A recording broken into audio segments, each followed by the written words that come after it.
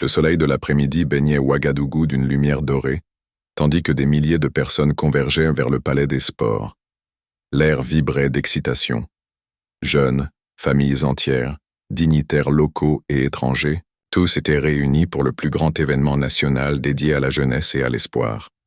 Les rues adjacentes, ornées de banderoles aux couleurs du Burkina Faso, rouge, vert et jaune, flottaient fièrement au-dessus de la foule impatiente. À l'intérieur, l'atmosphère était électrique. Les gradins remplis à craquer résonnaient de conversations animées et d'anticipation. Des caméras de télévision, stratégiquement positionnées, captaient chaque instant de cette cérémonie retransmise en direct à travers l'Afrique de l'Ouest. Les journalistes, micro en main, recueillaient les impressions de la foule. « C'est un jour historique pour notre jeunesse », déclarait Mariam, une enseignante venue avec ses élèves. Le président Ibrahim Traoré a redonné espoir à toute une génération. Nos enfants ont besoin de modèles, de héros auxquels s'identifier. Le thème de la journée, « Héros qui inspirent la nouvelle Afrique », s'affichait en lettres majuscules sur un immense écran derrière la scène. Des portraits de figures africaines illustres, Thomas Sankara, Patrice Lumumba, Kwame Nkrumah, ornaient les murs, rappelant l'héritage de courage et de résistance du continent. Au premier rang, une femme âgée, au visage marqué par les années, attendait silencieusement, ses mains rugueuses serrées sur son sac. C'était la mère d'Ibrahim Traoré, venue de son village pour voir son fils s'adresser à la nation. Ses yeux, brillants de larmes contenues, trahissaient une fierté qu'elle dissimulait sous un masque de dignité. Des jeunes, portant des t-shirts à l'effigie du président, brandissaient des pancartes. La jeunesse avec Traoré, pour une Afrique libre et prospère, notre avenir entre nos mains.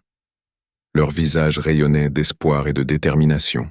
Issouf, étudiant en droit, expliquait à un journaliste « Avant lui, nous avions perdu foi en notre capacité à changer les choses. Maintenant, nous croyons en notre pouvoir collectif. C'est la révolution invisible qui l'a déclenchée. » À 15 heures précises, les lumières se tamisèrent. Un silence respectueux s'installa. Le maître de cérémonie annonça d'une voix solennelle « Mesdames et messieurs, le président du Faso, le capitaine Ibrahim Traoré. » Des applaudissements assourdissants explosèrent dans l'auditorium. Traoré apparut, vêtu d'un uniforme militaire impeccable, le visage grave mais déterminé. À 34 ans, il était le plus jeune chef d'État en exercice au monde, un symbole de cette nouvelle génération africaine prête à prendre son destin en main. Il monta sur scène d'un pas assuré, saluant la foule avec respect. Les acclamations redoublèrent, un tonnerre d'approbation faisant vibrer le bâtiment. Certains spectateurs se levèrent spontanément, incapables de contenir leur enthousiasme. Traoré s'approcha du pupitre et attendit que le calme revienne. Son regard balaya l'assemblée, s'arrêtant brièvement sur sa mère. Un léger hochement de tête, presque imperceptible, passa entre eux, une communication silencieuse, chargée d'émotion. « Peuple du Burkina Faso », commença-t-il d'une voix posée et résolue. « Nous sommes réunis aujourd'hui pour célébrer l'avenir. Non pas un avenir imposé par d'autres, mais celui que nous construisons de nos propres mains. » Ces paroles résonnaient avec force, captivant l'attention de tous. Il parlait de souveraineté, de dignité retrouvée, d'une Afrique qui se relève. Son discours, ponctué de références à l'histoire glorieuse du continent, tissait habilement les fils du passé et de l'avenir. Nos héros ne sont pas seulement ceux dont les noms figurent dans les livres d'histoire, continua-t-il. Ce sont aussi les mères qui se lèvent avant l'aube pour nourrir leurs familles, les enseignants qui partagent leur savoir malgré des conditions difficiles, les agriculteurs qui font fleurir le désert. Les caméras balayèrent le public, captant des visages émus, des regards brillants d'approbation. Soudain, un mouvement discret attira l'attention au fond de la salle. Une silhouette imposante, tentant de passer inaperçue, venait de prendre place dans les derniers rangs. L'homme portait une casquette et des lunettes de soleil, comme pour préserver son anonymat, mais sa démarche le trahissait. Un murmure parcourut la foule, d'abord confus, puis de plus en plus insistant. Quelqu'un pointa du doigt. Une caméra pivota, zoomant sur le nouveau venu. Son visage apparut sur les écrans géants. La réaction fut immédiate. « Adebayor !» cria quelqu'un. « C'est Emmanuel Adebayor !» confirma un autre. Une vague d'excitation envahit l'Assemblée. La légende du football africain, ancien attaquant de Monaco, Arsenal, Manchester City et du Real Madrid, idole d'une génération, était là, sans annonce préalable. Sur scène, Traoré s'interrompit au milieu d'une phrase. Son regard suivit celui de la foule, se fixant sur les écrans montrant le visage d'Adebayor. Le footballeur togolais, embarrassé par cette attention soudaine, esquissa un sourire gêné et salua de la main. Traoré resta figé, comme frappé par une révélation. Les mots moururent sur ses lèvres. Un silence étrange s'installa, contrastant avec l'effervescence précédente. Tous les regards alternaient entre le jeune président et la star internationale. Traoré respira profondément, ses yeux toujours fixés sur Adebayor. Son expression changea, traversée par une émotion profonde, presque viscérale. Il s'éloigna du pupitre, s'approcha du bord de la scène, comme poussé par une force invisible. Le temps semblait suspendu. Personne ne comprenait ce qui se passait, mais tous sentaient qu'ils vivaient un moment historique. Un silence épais enveloppa le palais des sports. Les milliers de personnes présentes retenèrent leur souffle, intriguées. Le discours officiel avait été interrompu, et Traoré se tenait immobile, visiblement bouleversé par la présence inattendue d'Emmanuel Adebayor. Les caméras captaient chaque nuance de cette scène surréaliste, diffusée en direct dans des millions de foyers. Dans les salons, bureaux et cafés, les conversations s'étaient tues, remplacées par des chuchotements confus. Que se passe-t-il? Pourquoi le président s'est-il arrêté? Connaît-il Adebayor? Traoré fit quelques pas, s'éloignant du pupitre. Son aide de camp, alerté par ce comportement inhabituel, s'avança discrètement, mais le président l'arrêta d'un geste subtil. Cette cérémonie minutieusement organisée prenait une tournure imprévue. Au fond de la salle, Adebayor conservait une expression humble. Ses yeux, rencontrant ceux du président via l'écran géant, reflétaient une confusion polie. Il semblait ne pas comprendre pourquoi sa présence provoquait une telle réaction. Autour de lui, les spectateurs le regardaient avec curiosité et admiration, certains prenant discrètement des photos. Sur scène, Traoré semblait lutter intérieurement. Son visage, habituellement impassible, trahissait une tempête d'émotions. Surprise, reconnaissance, gratitude. Il fit signe à un assistant, qui lui apporta un micro sans fil. Lorsqu'il tenta de parler, sa voix, altérée par l'émotion, trembla. Commença-t-il, avant de s'interrompre cherchant ses mots.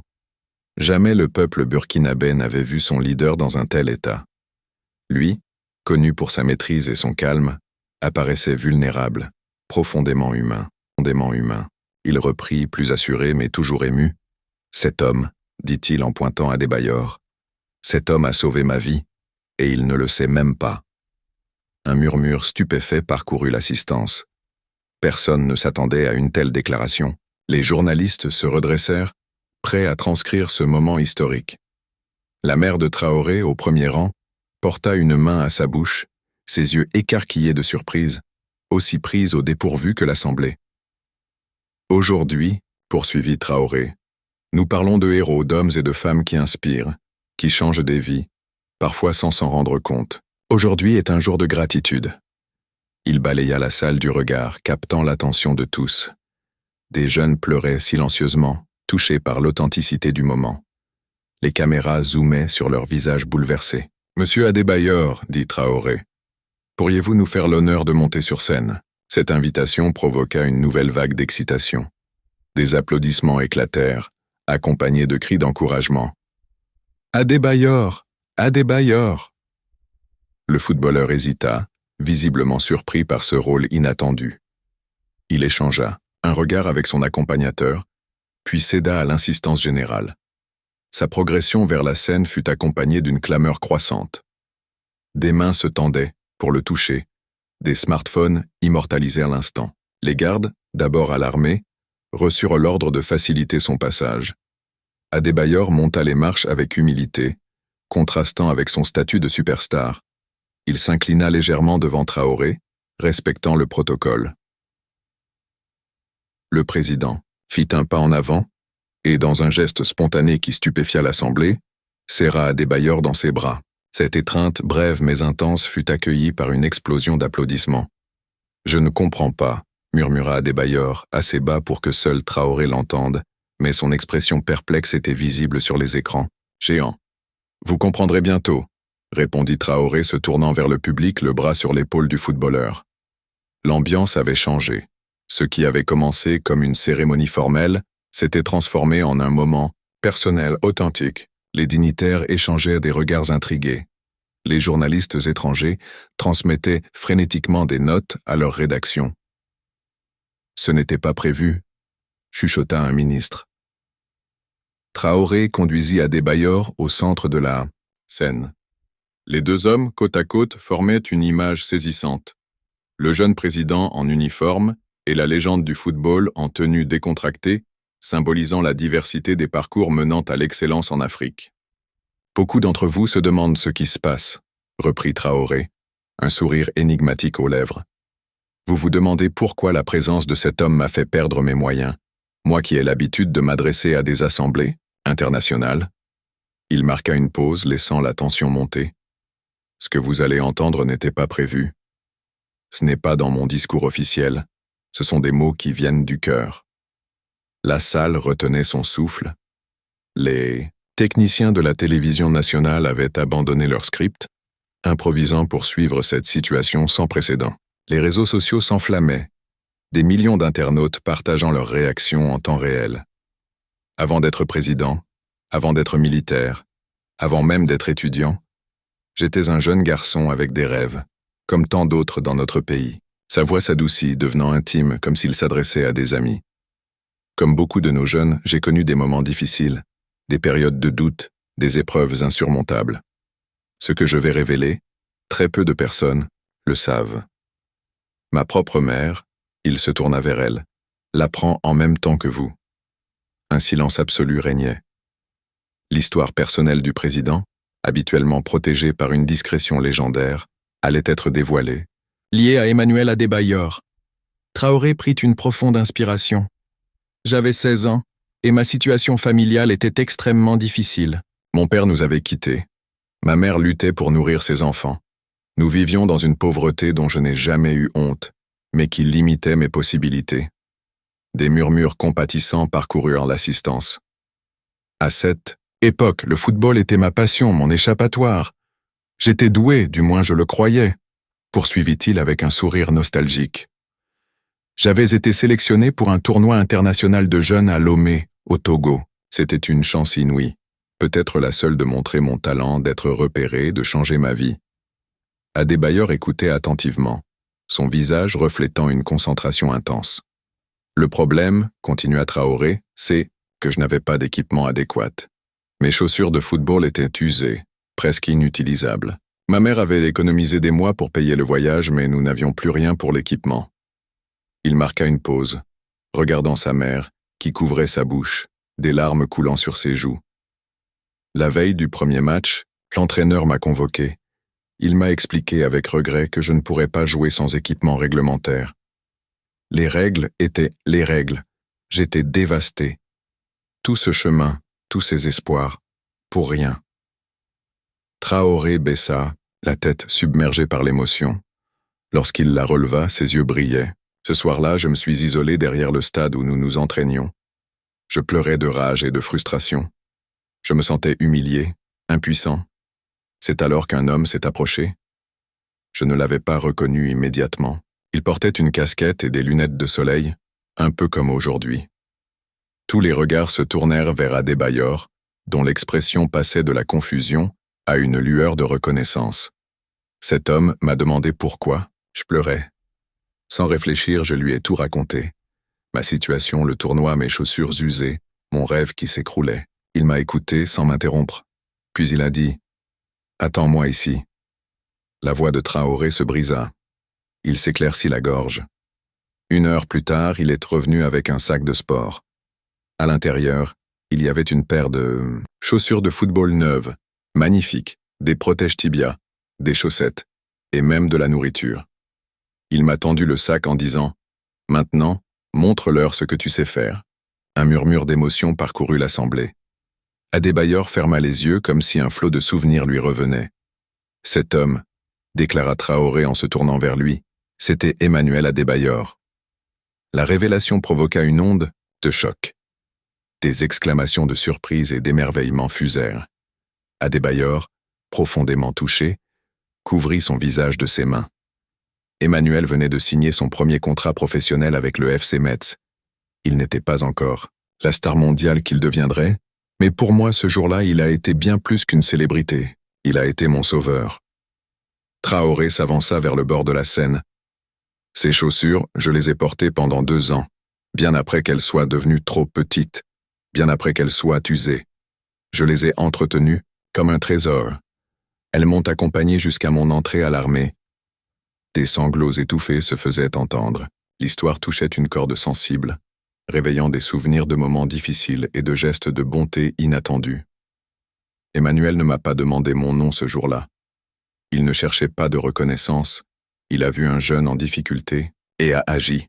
Il ne m'a jamais revu. Il ne pouvait pas savoir que ce geste anodin pour lui changerait le cours de ma vie. Traoré se tourna vers Adebayor, les yeux humides. Sans ces chaussures, je n'aurais pas pu jouer ce tournoi. Sans ce tournoi, je n'aurais pas gagné en confiance. Sans cette confiance, je n'aurais peut-être jamais osé rêver plus, grand, étudier, m'engager pour mon pays. Ce simple acte de générosité a créé une réaction en chaîne qui m'a conduit ici, devant vous, comme président. Le stade était plongé dans un silence absolu. L'émotion était palpable. Certains pleuraient ouvertement, touchés par cette histoire de résilience et de générosité. Je n'ai jamais pu le remercier, jusqu'à aujourd'hui, conclut Traoré, la voix chargée de reconnaissance. Adebayor, ému, prit la parole. Je ne me souvenais pas. Il y a eu tellement de jeunes, tellement de tournois. Sa voix grave portait l'accent togolais. C'était naturel pour moi d'aider. Jamais je n'aurais imaginé. Il s'interrompit, puis reprit. C'est une leçon d'humilité. Nous ne savons jamais comment nos actions, même les plus petites, peuvent affecter les autres. Les 2 hommes se regardèrent, partageant une connexion profonde. Monsieur le Président, continua Adebayor, vous n'avez pas à me remercier. Votre parcours, ce que vous avez accompli, c'est grâce à votre talent, votre détermination, votre vision. Les chaussures n'étaient qu'un outil.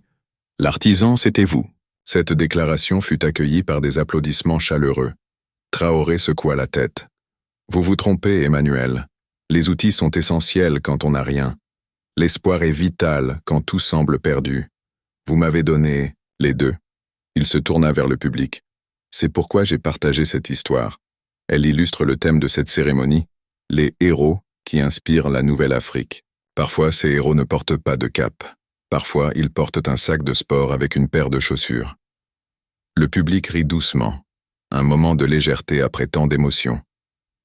Notre continent regorge de talent, de potentiel, mais trop souvent ces graines ne germent pas faute de moyens, d'opportunités, de cette main tendue au bon moment.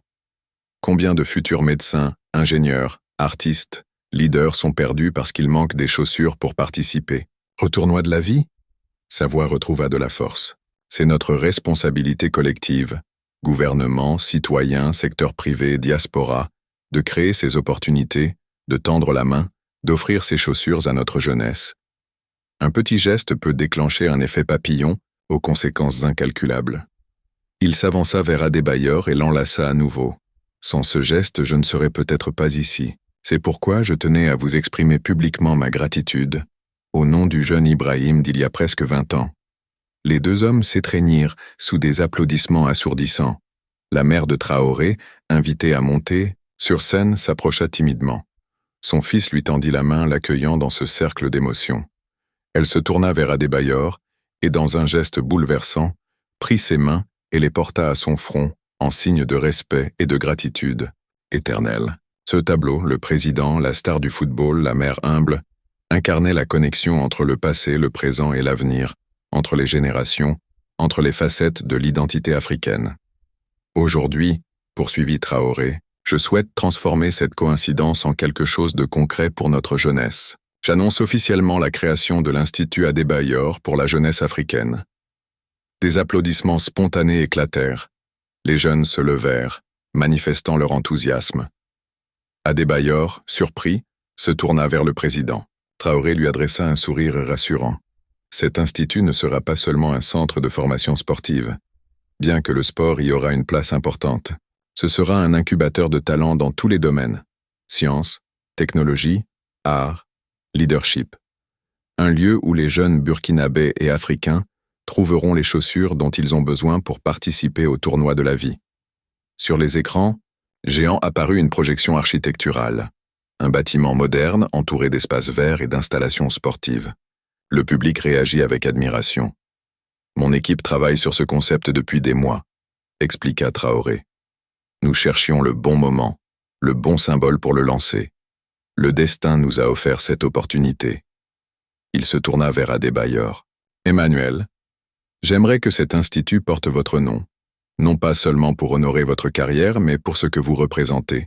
Quelqu'un qui n'a jamais oublié d'où il vient et qui tend la main à ceux qui suivent ses passes. Accepteriez-vous de vous associer à ce projet, d'être un partenaire actif? Adebayor resta silencieux, touché par cette proposition. Puis, avec détermination, il répondit « Monsieur le Président, peuple du Burkina Faso, je suis profondément honoré. Si j'ai pu toucher une vie comme celle d'Ibrahim il y a tant d'années, je veux maintenant en toucher des millions. » Une ovation debout suivit. Je m'engage à contribuer à cet institut, financièrement, mais aussi avec mon temps, mon expérience, mon réseau. L'Afrique regorge de talents qui n'attendent qu'une opportunité. Ensemble, nous pouvons les créer. Traoré et Adebayor se serrèrent la main solennellement sous les flashs des photographes. Cette poignée de main scellait un nouveau chapitre pour la jeunesse africaine. Une procession de musiciens traditionnels, portant balafon, kora et djembé, s'avança sur scène. Leur présence ajoutait une dimension culturelle, rappelant que l'avenir doit s'harmoniser avec les traditions. Le leader, un griot vêtu d'une tunique indigo, s'inclina. « Cette union mérite d'être célébrée dans la tradition de nos ancêtres », annonça-t-il. Car lorsque deux grands esprits se rencontrent, pour le bien du peuple, les dieux se réjouissent. Les musiciens jouèrent, le balafon résonnant avec une clarté cristalline. La mère de Traoré posa une main sur l'épaule de son fils et l'autre sur celle d'Adebayor. « Mes fils, dit-elle, que Dieu bénisse ce que vous entreprenez. » Sa bénédiction toucha l'assemblée. Dans les gradins, des jeunes se mirent à chanter « Afrique unie, Afrique debout ». La mélodie, d'abord hésitante, gagna en assurance, se propageant à travers le stade. Des milliers de spectateurs allumèrent les lampes de leurs téléphones, transformant le palais des sports en un ciel étoilé. « Regardez, » murmura Traoré à Adebayor, « c'est l'esprit de notre peuple. C'est la promesse de notre continent. » Le président s'avança, les larmes aux yeux, mais souriant. « Aujourd'hui, nous écrivons un nouveau chapitre de notre histoire. Non pas celle des grands discours, mais celle des petits gestes qui changent des vies. L'histoire de l'entraide, de la solidarité, de la foi en notre jeunesse. » Il désigna les jeunes chanteurs. Ce sont eux nos véritables richesses, plus précieux que l'or, plus puissants que les armées. Nos politiques, nos institutions, nos budgets doivent refléter cette priorité. Adebayor acquiesça et prit la parole. Ce que nous lançons va au-delà d'un institut. C'est une philosophie, une vision d'une Afrique où chaque jeune talent reçoit le soutien pour s'épanouir. Une Afrique qui croit en ses enfants. Traoré reprit son rôle de chef d'État. Dès demain, une équipe concrétisera ce projet. Un terrain sera alloué à Ouagadougou, un concours architectural international lancé, un fonds de dotation créé. Et dès maintenant, j'annonce la création de 100 bourses Adebayor pour des jeunes talentueux mais défavorisés, en attendant l'ouverture de l'Institut. Une nouvelle vague d'applaudissements éclata. La cérémonie, initialement formelle, s'était transformée en une célébration de l'espoir. Traoré et Adebayor descendirent de la scène, brisant le protocole, pour se mêler à la foule. Ils serrèrent des mains, écoutèrent des témoignages, partagèrent des accolades. Ce bain de foule capturé par les caméras incarnait le leadership accessible que Traoré promouvait. La nuit tombait sur Ouagadougou, mais une lumière nouvelle s'était allumée dans les cœurs. Une promesse avait été faite. Un pacte, scellé entre les générations, tout commençait par une paire de chaussures offerte il y a près de 20 ans. À l'aube, les serveurs du ministère de la Communication montraient des signes de surcharge. La vidéo de la rencontre, publiée quelques heures plus tôt, pulvérisait les records de visionnage en Afrique. À Lomé, Accra, Abidjan, Dakar, Kinshasa, et dans la diaspora à Paris, Londres, New York, Montréal, la séquence se propageait. Le hashtag Le qu'un geste un destin dominait les réseaux sociaux. L'authenticité du moment touchait les spectateurs. C'est la première fois que je vois un président parler comme un être humain, commentait Aïcha, étudiante à Ouagadougou. Lomé, des jeunes se rassemblèrent devant la maison familiale d'Adébayor, brandissant des pancartes. Adébayor, fierté africaine. Un geste, un destin. Les présidents sénégalais, ghanéens et rwandais saluèrent l'événement, annonçant des initiatives similaires. Des célébrités comme Chimamanda Ngozi Adichie, Youssou N'Dour et Didier Drogba soutinrent le projet. Dans les écoles burkinabées, les enseignants discutaient de l'événement. À Bobo Dioulasso, Madame Konaté demanda à ses élèves d'écrire sur « Comment un petit geste peut changer une vie ». Les réponses, bouleversantes, montraient que le message était compris. À Ouagadougou, les bureaux de l'Institut Adébayor s'organisaient. Une file de volontaires, ingénieurs, retraités, étudiants, s'étendait dans la rue. Sur les réseaux, le défi Yéga Effet Adébayor voyait des milliers de personnes partager des actes de bonté. C'est fascinant, commentait une sociologue à Dakar. Nous assistons à la réaffirmation de la solidarité dans un langage contemporain. Dans son bureau, Traoré suivait ses développements avec émerveillement et responsabilité. Nous devons transformer cette énergie en action concrète, insistait-il. Adébayor, prolongeant son séjour, participait aux réunions, apportant son expertise. L'impact dépassait le cadre politique. Des intellectuels voyaient dans cette histoire une Afrique forgeant son propre récit. Ce qui s'est passé à Ouagadougou n'est pas un fait divers, écrivait un auteur camerounais. C'est une Afrique qui redéfinit le leadership, la réussite, la solidarité. 2 semaines plus tard, des sculptures de 2 bras entrelacés furent dévoilées à Ouagadougou et Lomé, symbolisant l'union de Traoré et Adébayor. Le président togolais déclara « Ces mains ne symbolisent pas seulement l'amitié entre 2 hommes, mais ce que l'Afrique peut accomplir unie. » L'Institut Adébayor devenait un réseau panafricain avec des partenariats internationaux. Des universités, entreprises technologiques et organisations sportives offraient leur soutien. L'impact le plus profond était dans la perception des jeunes Africains. Avant, nos héros étaient des footballeurs européens, des rappeurs américains, témoignait Salif, 17 ans. Maintenant, nous regardons autour de nous. Nos héros sont ici. L'expression « un geste peut changer un destin » était partout. T-shirt, cahiers, murs d'école. Aux Nations Unies, le secrétaire général cita cette histoire comme un catalyseur de changement sociétal. 6 mois plus tard, la première pierre de l'Institut Adébayor fut posée. En privé, Traoré et Adébayor contemplèrent les plans. Qui aurait cru qu'une paire de chaussures mènerait à tout ça? Sourit le président. Adébayor hocha la tête. Nous ne savons jamais quelle graine nous plantons. Parfois, elle met des années à germer. Mais quand elle le fait, ils regardèrent la maquette. Des bâtiments modernes dans un parc verdoyant avec une mosaïque d'une paire de chaussures au centre. L'Afrique change, murmura Traoré. Pas grâce aux grandes déclarations, mais grâce à ces milliers de petits gestes qui tissent un avenir différent. Par la fenêtre, des jeunes discutaient, rêvant de ce que l'Institut leur apporterait. Cette histoire continuerait d'inspirer, rappelant que derrière les grands mouvements se cachent des moments d'humanité simple, que les leaders influents sont ceux qui n'oublient pas d'où ils viennent et comprennent la puissance de la gratitude.